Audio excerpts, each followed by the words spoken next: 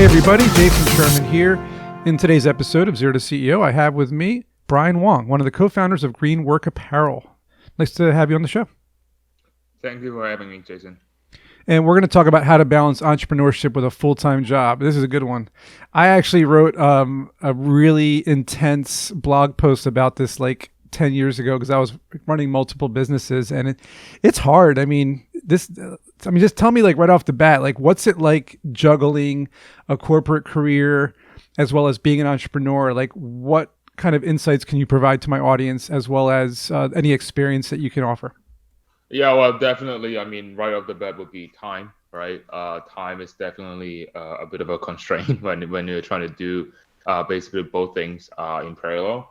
And I would say just needing to be resourceful, needing to be efficient, right? Like you kind of fit things in, right? So, for example, I'm using my lunchtime to do this podcast. Would be one of them. But I'm serious, right? Like, and, feel free to eat a snack while we're doing this.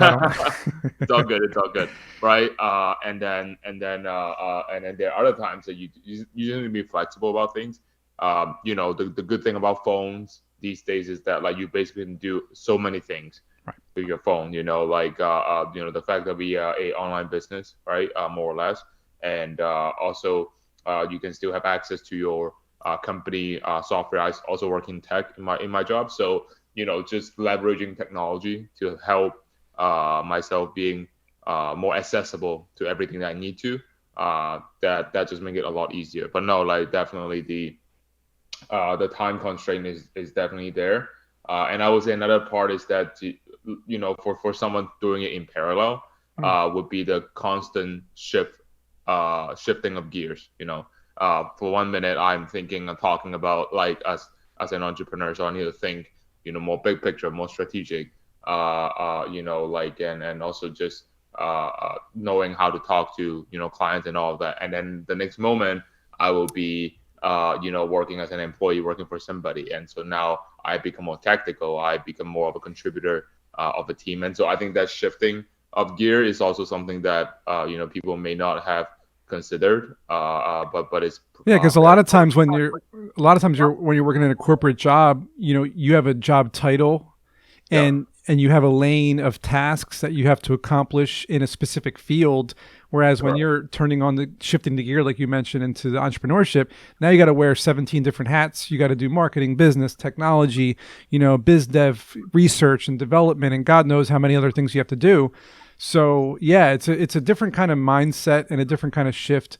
I like what you said about the phones, because I remember when the iPhone was first invented and I was shackled. This is my philosophy behind it, is I was shackled to a desk, right? I was constantly the slave of a computer. And when the iPhones came, I felt like those chains got broken. And I was able to now not do everything, of course, because you can't do a lot of intense tasks, graphics, videos, and lots of things that there's a lot of stuff you can't do from a phone, although it's starting to maybe change. But now I'm going to say with artificial intelligence, machine learning languages, now things are going to like a whole new level. So what's your take on that? Is that able to help you balance your business goals while also making a social impact? Because ChatGPT is all over the news and like we're all using it for different reasons. What's your take on it? Yeah, I think I work in tech, and I used to work as a management consultant as well before that. Also kind of more or less in the tech space a little bit. And I always say like technologies are enablers. No matter what we do, whether it's a corporate job or running a business, like even think about it, like people at this point may not be able to connect AI with fashion, right? I'm in a fashion business now, right? But there are definitely like I think at the end of the day, like, as a business owner or even just people working in any space, knowing the technology enough, like I always say, be dangerous enough, right? So that you're not being controlled by it. But right. Then it's like you're controlling it, right? The machines are coming, right? We got to be careful. Exactly. Skynet. Exactly. So just understand what it does, know enough. And then think about applications too, right? There are like we work on designs, and there are these not ChatGPT, but I think another version of it that you basically can just put in words and some instructions or specs, and then they will come up with a drawing, right? They Right. keep having these like news about like, oh, their drawing is better than human ones. Now, debatable, right? But I think for us then, as a business owner, then I'm thinking about, okay, maybe in my next batch of product, would it be meaningful to test out whether this is something that can actually work? Can I, design my clothes, and not so much my clothes, but maybe the graphic of it when I put on a hoodie or put on a sweater, can that be coming out from some kind of like, AI or machine learning algorithm, and would that actually work for the market, right? So something like this that we always have to You think know, through. and you're bringing up a good point, because like I'm hearing you say that, is it right for the business? And like you're talking about something like Midjourney or Dali. I've been using Midjourney for about a year to create AI art, and it's pretty successful in my social media campaigning. Yeah. But what I'm curious about is, there's a line, right? Yeah. I go on Reddit and I read people's posts about like, I just made, $20,000 a month with this online business. But then when people talk about what the business is, it's the moral compass is off. Like, was it worth making a profit off of potentially people's strife and grief and other issues, right? So how do you balance that? How do you, say, okay, profitability is there, but the social part is not, like the morals are not, like, is that part of what you're talking about? Yeah, no, definitely. I think that's always has to be in consideration, right? Like, I mean, there are so many ways to make money.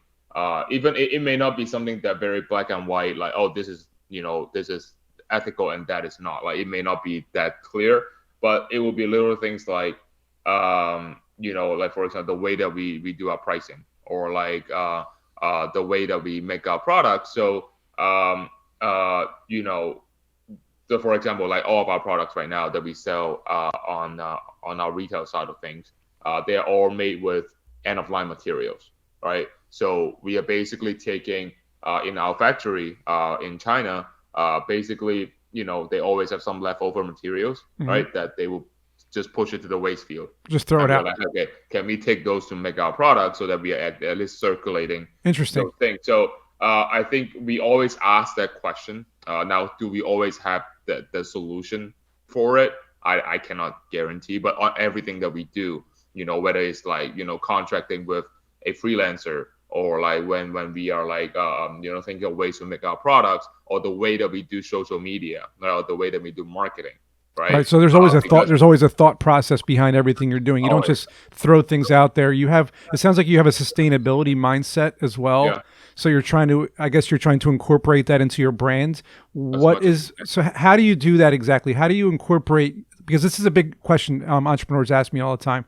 I have a startup, I have an idea, and I have a brand. How do I incorporate them all together so that the messaging comes out clear as day to anybody watching my videos or my content? Yeah, I think we are kind of testing different ways of doing it as well. I won't say we're expert at it, but I think so far, so we have kind of officially launched for like 3-4 months now, and one thing that I think we realize is that we need to be more consistent with our messages. We cannot be too greedy when it comes to what you want to communicate. With one present. You know what I mean? So with our Instagram, what do we want to tell people? What do the questions that I always ask, or I always tell people that we work with, is that, okay, we are putting out this post, we put out this picture or this reel or whatever that is. Peter saw it or Julie saw it. What do we want them walk away thinking about? Now, it can be multiple things, but it cannot be too far apart. You know what I mean? And so I think that's a part that I think when we first started off, we were, okay, well, we want people to know us about storytelling. We want them to know us about being using more ordinary people as models. And user-generated content. So exactly, UGC has grown a lot in the past year or 2 years, maybe even longer than that. Exactly. So we want too many things. But the thing is that, like, how can you say all those things in one post, right? That's my question. Exactly. And that's what a lot of people ask me. I mean, I go off of the same thing you said. Storytelling is key, because if you're trying to sell a product to somebody, they're sold to all day long, and ads are just rampant. But if you're telling a story and showing somebody dealing with an issue or not an issue, something fun or exciting, and then kind of, here's the end goal, here's the feeling you get from using this product. Maybe that's kind of what you're saying, is what feeling did they walk away from? Is that what you're saying? Like, what was the emotion, exactly, the emotional response? Yeah, I mean, interpretation is something that we cannot control, obviously, right? But what we can say is that, hey, they walk away like, when you go to Bed Bath and Beyond, you always come out feeling the same way, right? Like That's everyone, like true. Peter and John, you always come out. Now with online presence, it's a bit harder to do those things because Right. obviously it's not physical. But it's like same thing, right? Does everyone walk out, come out, logging off your website feeling the same way, or like when they after they saw your page on IG, do they feel the same vibe? And that's something that not that we came out with ourselves, it's something that we saw also some of Elsewhere. many other brands doing it. Exactly. Makes sense to imitate. Imitation is the best form of flattery. And you mentioned freelancers, right? So I want to touch base a little bit on the fact that you're running this remotely. I assume the pandemic has caused everybody to start working remotely. Of course. What does it take to build a legit business from scratch, being fully remote, not having an office with people in it? Like, what's that like, and how did you do it? Uh, it's funny because we literally, so our chief content creator, he's based out of Portugal, and we actually just flew him in to make a bunch of content with us. He stayed here for 2 weeks, but before that, the first 6 months, I never met him. Right, Wow, I never see him in person. We literally met online. that's crazy. We use Upwork and then we found him, right? And but long story short, I think there's certain things has to be there, right? Right. First is that obviously I need to like the work that they do. So the good thing about freelancers versus like what I see in corporate job interview is that they are required to put out their portfolio. Right. You see the It's like, hey, this is content. what I've done. You can see it. Sometimes you can even touch it, so okay, it's like more proven versus like reading words and interpreting from Like a an resume. interview. Yeah. Exactly, right? So that's one good thing about it. Now, and then from that point on, I think what even though when it's virtual, sometimes you can tell whether there's like kind of chemistry or Mhm. like do you see things the same way? Are And there are there are their values aligned with yours? exactly, right. And also like, and then kind of a bit of the tech or agile approach, which is okay, fine, okay, seems like it checks out, the check out the boxes that we have. Let's give it a try before we commit to longer term. I think Right. that's also one thing that we do. One, we cannot commit to everyone that we work with is a long-term employee immediately, right? But also like that gives us an opportunity to say, okay, if this works out, then we continue. If it doesn't, then no harm, no foul, right? Like It's both it's like sides. it's like a trial period. Like, here's a task for you Exactly. to accomplish on tech, for example. If you're able to build Yeah. this, processing system or algorithm, I'll bring Yeah. you on for the next 6 months or 2 months or whatever amount of time. That makes sense. It's a good probationary period. Yeah, and also like I think the constant communication. And I going back to technology, like I remember one time my boss told me like I think I did something wrong or something, and then he said like there are 16 different ways you can contact me, right? That's what he told me, and I was like that is so true. I'm the same There's way. so many ways that you can communicate, and so don't be afraid to over communicate. It will be my advice when we are running a remote business or like remote model, because sometimes people, things don't get through the first time. So you just need to, Right. and when you're not there next to them, sometimes you just need to talk more often. Oh, great. And before we close out the episode, I want to hear more about Norman's and Green Work Apparel and your social impact Yeah. in society, and like, Yeah. what's all about, and where Yeah. people can find you as well. Yeah. So Green Work Apparel is our customization line. So for example, like, let's just say, a certain fast food chain, they want to make us, some shirts for their employees or what they wanted to give away. We can, fulfill that kind of like request. Norman's is our retail line in North America, meaning it's in a way it's like a typical online store you go on and then you can buy products that are designed by us. Right. Now I will touch on the sustainability part. The two things that we do, especially with Normans, that is trying to align with sustainability practices. One is that, like I mentioned earlier, all of our products are made with end-of-line materials. Mhm. So those materials are supposed to go into the wasteland. That's super important. We recirculate that, and then we now use it. 100% of our product are all made with those. So now the challenge on us would be I don't get to dictate how many units I get to make for each piece because it's like, well, we only have so many materials, Right. Remaining, right? But that's something that we do. And then the other part is that with our packaging, we actually collaborating with a startup in Hong Kong called Invisible Bag.